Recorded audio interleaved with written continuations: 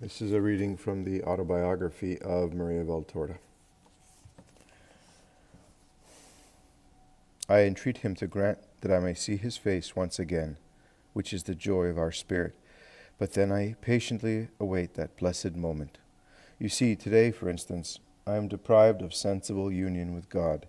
The preceding days were a continuous darting of sparks between the two poles of God and the soul, something ineffable. Today my soul alone casts sparks towards its Lord, and I am thus desolate. But understand me, desolate like a mother or a daughter who has seen her son or father leaving. One is left with a great urge to weep, and would like time to fly by to cut short the separation, for one knows that the son or father has not gone away forever, but for a certain time, and for our good, to protect our interests. We are melancholy, but even more loving than before, because we know this distance is a new proof of affection for us. Today I love alone, and what about it? I am desolate, but not agitated. A holy certainty tells me that when I least expect it, God will come back. The more I am loving and patient, the quicker he will return, and what a torrent of joy will then flow into my spirit. As regards God, do you continue in everything as if he were present? Answer: why, certainly. I behave even better, for his disappearance acts as a rein on me and puts me back in the middle of the road, if I have turned aside to smell the flowers on either side, or gets me trotting if I have been obstinate about considering any trifle along the way. I am sure that if I act properly and promptly, looking only at the goal I must reach hour by hour, the good Lord will return more quickly to make himself present. Do you experience temptations against the faith at such times? Answer: God forbid. A good daughter or a loving wife must know how to respect her father or husband at all times, and not annoy them with complaints and silly questions when it seems to her that her father or husband no longer loves her as before. One must never be distrustful and selfish in love, because distrustfulness and selfishness kill love. And with my father and spouse, why should I be inferior to a good daughter or a good wife? Why lose security? Why entertain doubts concerning faith, only because the Lord deems it fitting to withdraw? But if he is tired of speaking with me and dwelling with me, and prefers to go to other souls more select than mine, I must leave him free to act, without pouting and whimpering like a stubborn child or a neurotic wife. My Lord must be able to say, I'm going back to Maria, who is not at all wearisome. I'm just fine there, for I can do what I think best. Are these periods of abandonment frequent? Are they of short or long duration? I don't think they are frequent, but I couldn't answer you with mathematical precision, because the joy of the return is such that it nullifies all memory of abandonment. For this reason the pain is so biting that on each occasion I feel I am being left for the first time, and the ecstasy of God's return to me is so joyful that I feel every time that I have never before experienced it. It's hard to say, then, if they are long or short. Every minute seems like a century of separation, but I think I have had them of different lengths. Sometimes they last a few hours, sometimes several days. Afterwards, though, they suddenly cease, and I pass from desolation to a joy always greater than that experienced before, and to an ever closer union and ever clearer vision, nearly to the point of becoming real, sensible, and not just intellectual. Do they strike you as aimed at a special end, such as obtaining a grace requested, for example? Answer: I believe they are always aimed at a special end, an end willed by God for his little host, whom he denies his face, to give me in heaven a longer kiss when everything is over for me here below, and I am engulfed in the light of the most holy Trinity, which I have always loved and praised on earth, an end wanted by me for some grace requested. If I do not suffer, I do not obtain. Prayer is not enough. And what suffering is greater than this? What are the tortures of a whole sick body in comparison to a single hour of separation, of abandonment by God? It is I myself who say to God, have me suffer, but grant me this or that. Not for me, it is understood. I have made a complete renunciation of all my desires. I ask only for eternal life. Aside from this, may the Lord do as he wills, but for others, I am an insistent and never satisfied mendicant, and especially when I ask for light for a soul in darkness. The darkness then comes over me, but I am so happy to be martyred by it. Are these periods of abandonment followed by a greater light on divine things? Answer: always. As one who has been in the dark finds the light still radiant of another who has always remained in the light, so I, after the privation of my sun, when he shines again upon my spirit, find myself enveloped in an ocean of light, so brilliant that it gives me a celestial dizziness. It is as if the door to my jail were opened by a compassionate hand, and I could see a sheaf of sunbeams penetrating through the crack. I say crack, because if all the light of God rushed in upon me, I would be left dead. In the light of those beams I see many things which were previously obscure to me, and proceed securely, as if the Master were holding my hand, instructing me sweetly. This is my response to interrogation, quite inadequate for you to make you understand correctly. I would have to be able to shut you in my heart for an hour. You would then see that this poor heart of mine does not live and does not die, except for the Father, for the Son, and for the Holy Spirit, and so be it always, eternally. We now go forward while Jesus rests. The Savior is so weary, so disheartened at seeing human blindness, which does not want to be healed, the spiritual chaos constantly growing. You mentioned it to me this morning. It must be a great sorrow for priests to be present at this languishing of spirits, destroyed by the microbes of indifference, skepticism, illicit pleasure, and rebellion. But it is a sorrow for all those who are still with God. What can it be for Jesus? We are really making our Savior undergo a new passion with this trampling on his love, this neglect of even his memory. The face of Jesus is very sad. It is truly the face of one who is sad unto death, before the collapse of his deepest hopes. Certain painful observations always cause much weariness, more than tiring work which is crowned with success, and Jesus is sleeping, with his divine, melancholy face bowed upon his folded arm. He had no word for me this morning, but I didn't even ask him for one. I placed my poverty regarding his word at his feet, as a first flower, to console him a little, and I offer and suffer for him and for souls, so weighed down by such materiality. You asked me this morning if I had had any revelation concerning the current situation. It seems to me I told you, but I'm not sure, that the premonition I suffer from has different phases. The first and most confused one is a dream in which I see things under special figures, shall we say, which are symbolic. For example, if I see someone fall into the water, and the water cover him over to the point of causing his death, you can be sure that person will soon die. I have given you a random example from among many I could give you. Secondly, I dream things as they in fact take place, but I do not hear again on awakening that special notification saying, "Pay attention, it's a warning," and thus forget even the dream, except for recalling it when the event occurs exactly as it was dreamed.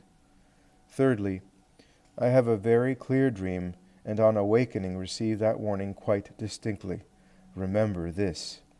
Fourthly, without any dream, I hear, I cannot explain how, that something painful or bad is about to happen. I perceive, for instance, that someone is betraying me, or seeking to harm me or others. Now, in the present circumstances, since 1931, I have been experiencing the fourth type very intensely, by which I knew that terrible things would soon be taking place, doing harm to poor mankind, and also the third type quite intensely in special predicaments, along with the first as well. In this I remember having seen in a figurative form the occupation of Belgium, Holland, and Norway, and Russia's entry into the war. It was through a symbol in the form of swarms of black airplanes, completely black and with monstrous shapes, which fanned out from a point, Berlin or Moscow, reaching their pre-established destinations with the point of each stick comprising the fan. It was like this.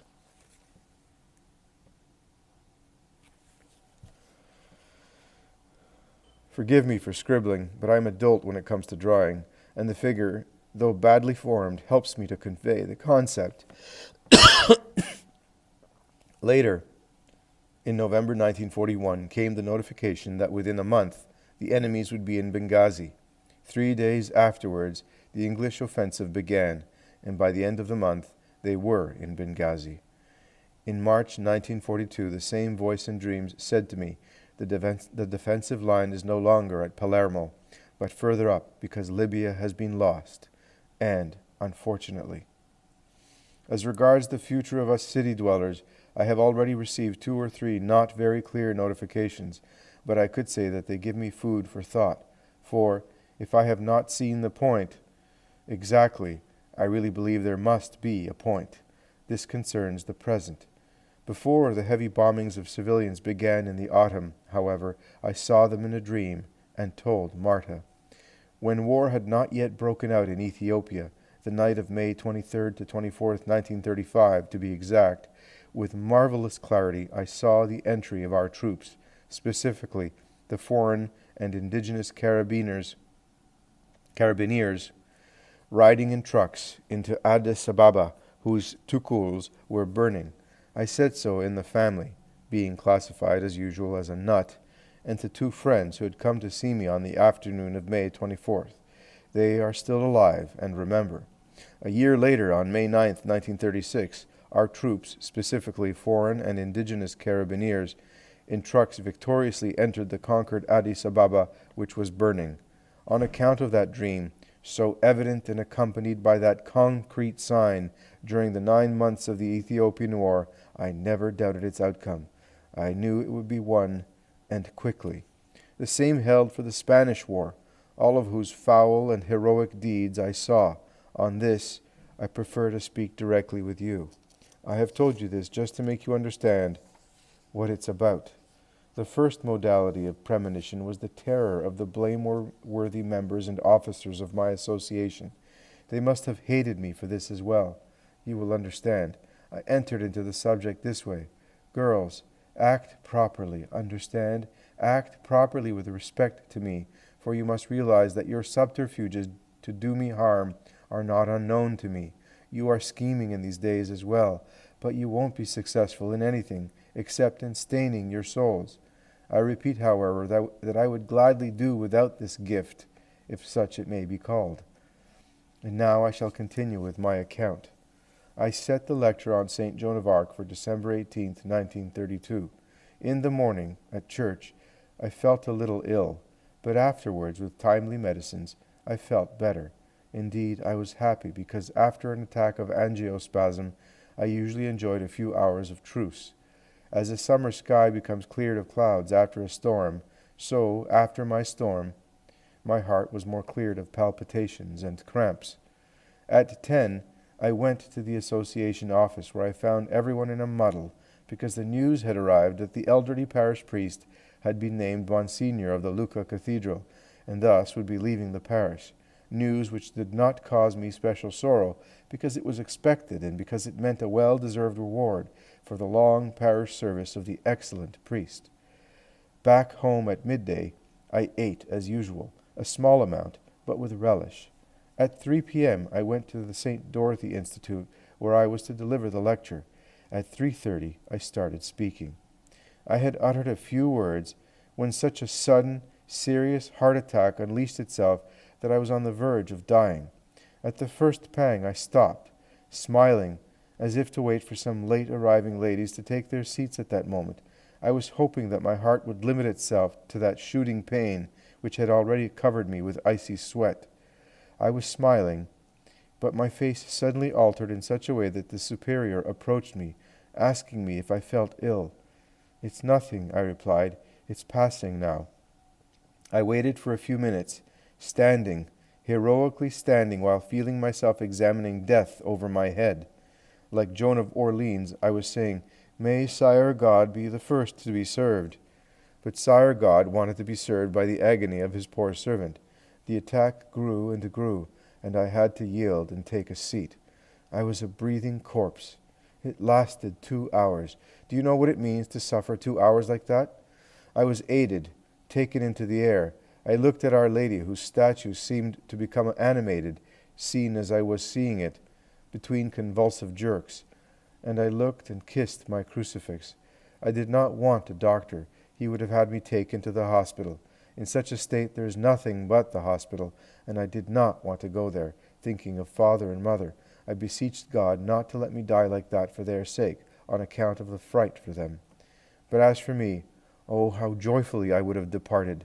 I had also received communion that morning. It was the Christmas novena.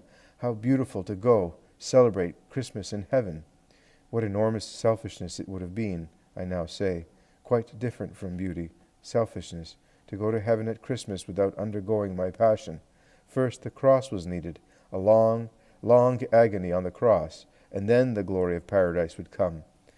Finally, at 5:45, I started to be in the condition to be able to go back home, and I returned, supported by 2 compassionate women. Why, how long you've taken! You came back later and later. You come back later and later. It's almost 6, and we still haven't had anything. This was my mother's greeting. Mother was conversing with a very elderly woman who came nearly every day to spend the afternoon with us. It was customary at 5 to offer tea, coffee, or chocolate, and of course it was I who had to prepare it. Hence the reproach because I had delayed. You can imagine how hard it was for me to stand by the stove, whip the chocolate, pour it into cups, and carry the tray. I was at the limit of my strength. I sat down without speaking. I could not. The woman asked, "A lot of people?" "Quite a few." The hall had in fact been utterly packed. "Did they like the talk? Will you read it to me?" "They did like it, but I'm very tired now. I'll read it to you tomorrow." "Why, what's wrong with you? You look like a mummy. Are you in a bad temper?" asked Mother.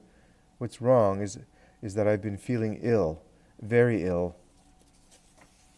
"Look at me. You'll see." In fact, the old friend said, "I immediately saw that you were upset, but said nothing so as not to cause a stir." The poor old lady was so good. "What would you have done if you had been my mother? I am sure you would have cared for me, served me, loved me." That evening, no, sir, she ended up dazing me with reproaches for my subterfuge. My remaining silent with the intention of saying things gradually so as not to frighten her was to her a subterfuge. She tormented me by accusing the circle of all my troubles and calling me an outright dimwit for going there and so on. But she was very careful not to spare me housework. Having made their dinner, I never ate in the evening, not even then, and done all the washing up, I finally went to bed.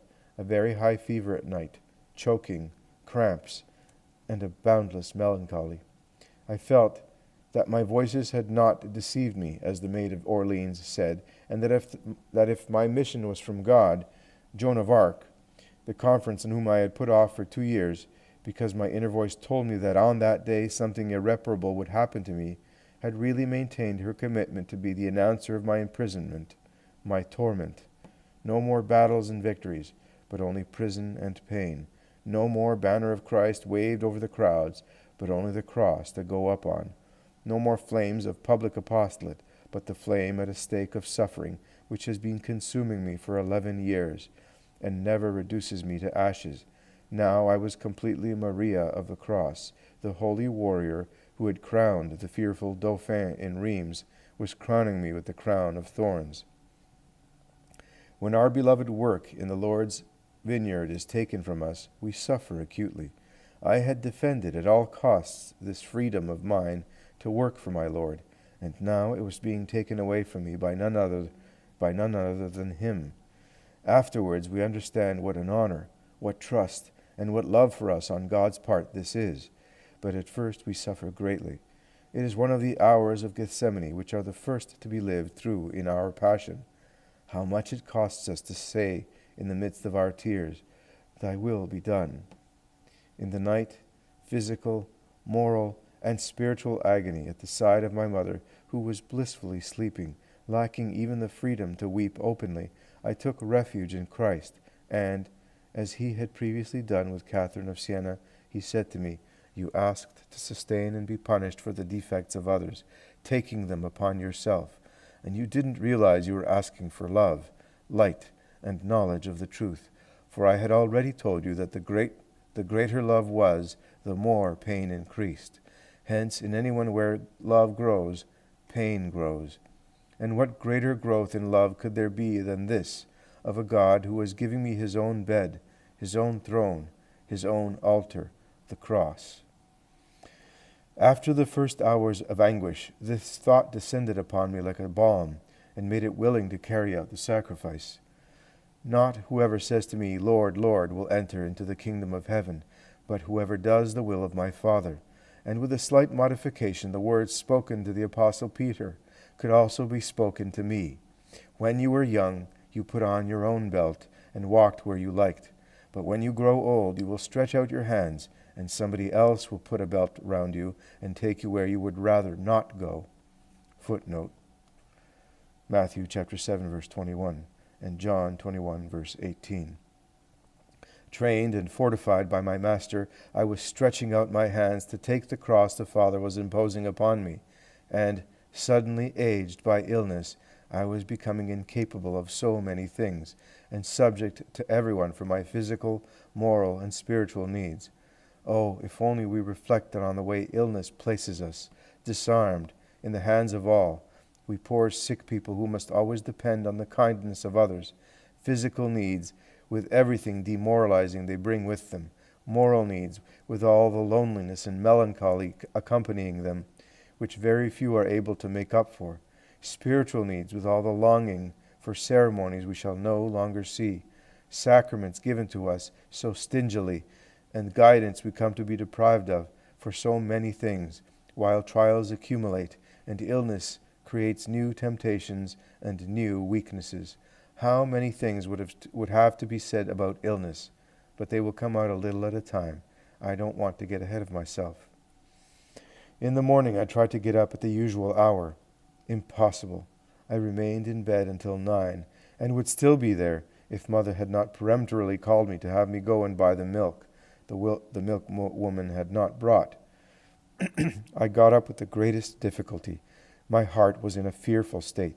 My head was spinning, and my legs were trembling. I was utterly broken, as if I had been scourged. I went down to the ground floor, breathing heavily, with my blood racing through all my veins. At each step it seemed to me that my heart, weighing so, was sagging as if about to break loose. I left the house, continually leaning against the walls. Fortunately, the dairy shop was 4 doors away, and there was no need to cross the street. I was so waxen and leaden that the milk woman asked if I felt ill, and helped me to get back home. On the way back, there was a kindly soul that said to me, "Now you'll stop, eh? You won't meddle in anything any more, will you? Don't you see that you're through?" Ah, I was more than convinced of the fact. Now I would be silent. But then I was not, and replied, "I'll do what I feel like doing," and I said so quite unangelically. On returning home with the help of the good milk woman, I laid down for a while, but there was still need to go out. Mother gave me no peace. I took my dog with me, thinking that if I fell down in the street, at least he would guard me. I took a few steps from my house to the corner of Leonardo da Vinci Street. I could not stand. I went into the stationery store, which was there at that time, for a moment. "Do you feel ill? How you have changed!" Always the same question. Everyone said that I had a face of agony, except for my mother. After a few minutes, I seemed to feel better. I went out of the shop and started to walk along Leonardo Street. I would have to go to Piave Square. I was staggering. After a few steps, the terrible malady of the previous day appeared all over again. A lady and a gentleman intervened just in time to catch me before I collapsed to the ground. They took me back home.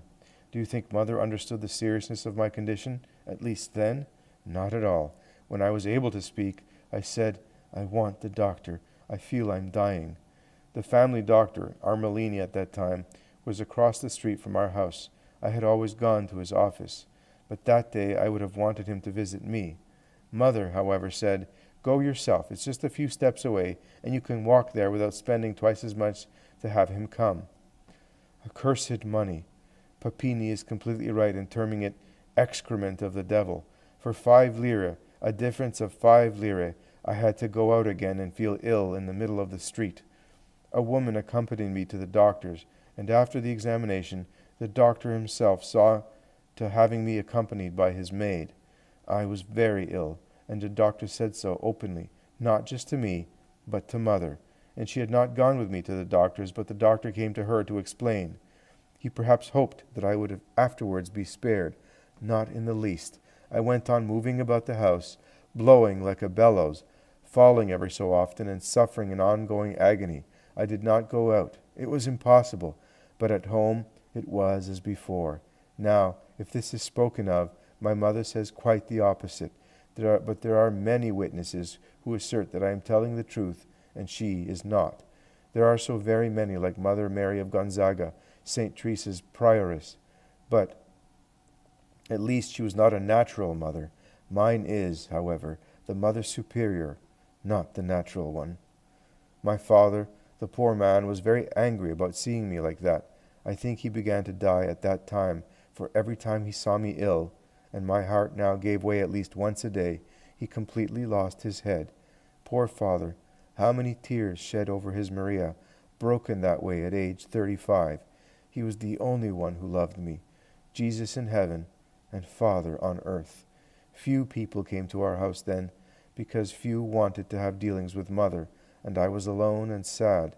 There was that old woman, but she was quite shy, and so as not to provoke Mother's extreme touchiness, she thus did not defend me in the least.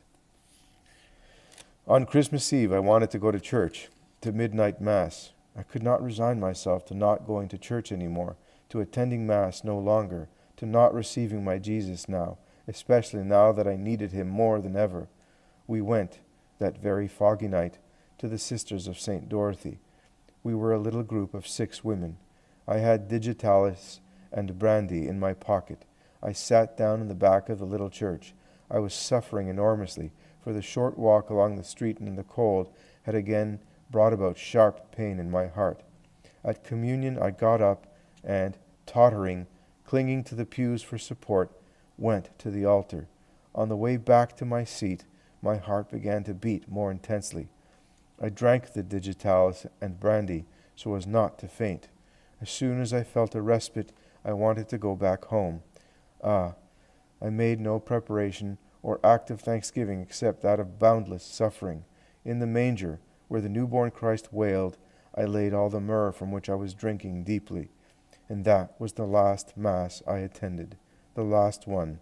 I suffered acutely on this account, and then understood that now I was no longer to attend Mass, but say it continuously with my sufferings, with my sacrifice. My blood was to be mixed forever with that of the God-man in the chalice, and I myself had to raise that chalice to offer it to the Eternal. I was to consume myself as a little host, together with the great host. And when I grasped this, I no longer regretted being cloistered by misfortune, being one of those women buried alive, familiar to the Middle Ages, who lived for decades enclosed in cells to suffer and pray for those who enjoy and do not pray.